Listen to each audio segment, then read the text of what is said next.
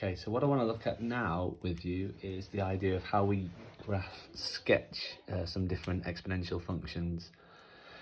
So I've started off by putting the different table of transformations that we've met before. So this is the idea of the two translations that we have by adding on to a function, either outside of the function or inside the function. We've got the two stretches, either parallel to the y-axis with a scale factor of k, which again is on the outside of the function, or when it's inside the function, it's the reciprocal, it's 1 over k, and it's parallel to the x-axis. And we've got our two reflections. So we've got minus f of x is a reflection in the x-axis of the whole graph, and f of minus x is a reflection in the y-axis. So what we're going to do is we're going to look at how we use our knowledge of the exponential graph now to draw other graphs, or sketch other graphs, I should say. So this first one then, what I'm going to do is I'm just going to plot as a dotty graph. This is the graph of y equals e to the power of x, which we met in the previous video. And there's that key point of 1. There's our x-axis and our y-axis. We're going to look at how we sketch the graph of y equals e to the minus x. So if we look at the function, you can see that actually what I've got here is I've got a replacement within the function of minus x. So I think that that corresponds to our 6 different transformation, which means we're going to reflect our graph in the y-axis. So I'm just going to state that, although it's not necessary for part of the question because we're just sketching. And what that means then is that the whole graph is going to be reflected across. So the tail, this bit going down, is now going to go on the other side, and the other part of the graph, which is increasing, is now going to go on the left-hand side of the y-axis. So the graph we're going to see is going to go down like that. And there is your graph of e to the minus x. Right, the next graph then, if you look, what we're going to draw now is the graph of e to the x plus 3.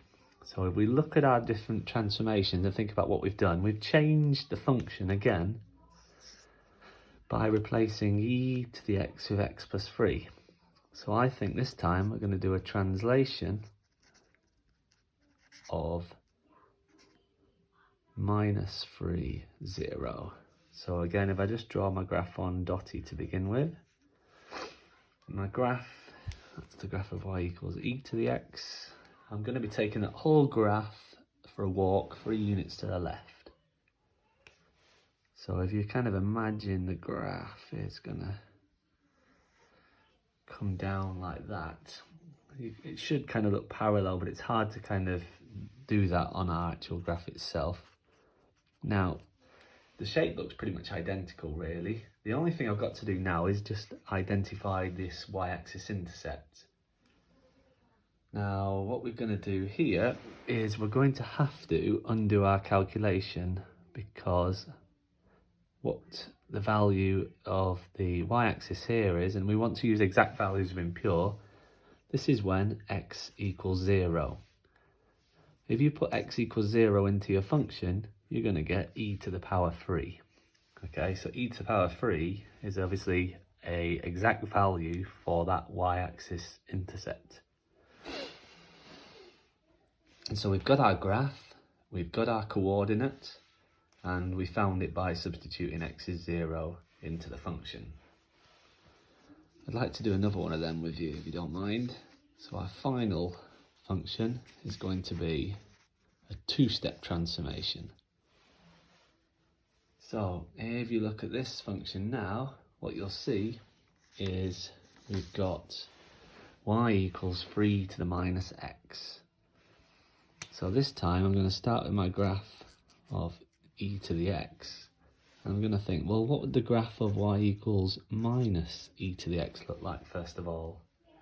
And from my table, hopefully you'll be able to remember back to the table, and the idea is that this is going to be a reflection, this time in our x-axis.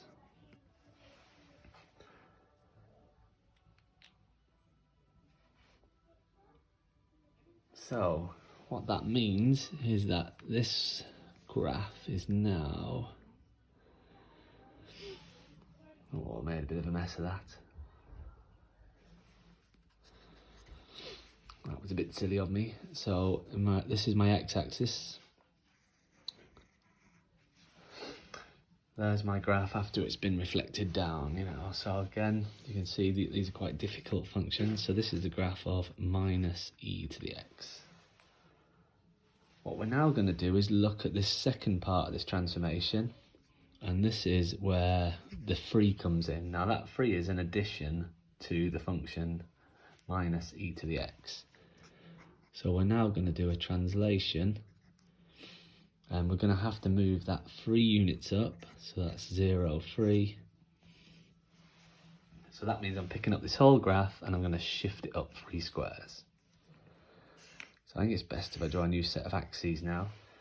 Now at the moment we've got an asymptote of the x-axis. Now because we're moving the whole graph, the asymptote is going to move with us as well. So if the asymptote moves up 3 squares, I think that new asymptote should be the line y equals 3. And my graph is going to be approaching this asymptote, so it's going to kind of go up and across towards it like that. So there we've got the shape now of our exponential graph. The final thing we need to do is identify these 2 key points on our graph, because a graph sketch should have these 2 key points. Now, like the previous example, to find where the graph crosses the y-axis, we're going to put x equals 0 into the function. And that gives us y, if we look at the original function, y equals 3 minus e to the power 0. Which, anything to the power 0 is always 1, so that's 3 minus 1, which is 2. So that value there is 2. You could have, if you wanted to, considered the idea that on the original graph y equals e to the x, we had 1. That was reflected down to minus 1, and then that was transitioned up 3. It was translated 3 spaces up, so that's why it's gone to the point 2. But I like the idea of using your algebraic skills to substitute in x is 0, because we're going to do the same thing now to find the y. So we're going to substitute y as 0 in. So we're going to have 0 to find this point here equals 3 minus e to the x. So a quick rearrangement of that is e to the x equals 3. And then, as we've done before, we're going to undo the exponential bit, which means we're going to log both sides. And because it's e, we're going to use natural log ln of 3. And that's our nice exact value that we're going to use there. So this is the point ln 3. So we've got our general shape, we've got our y-axis intercept and our x-axis intercept. So we've got all the information for our graph.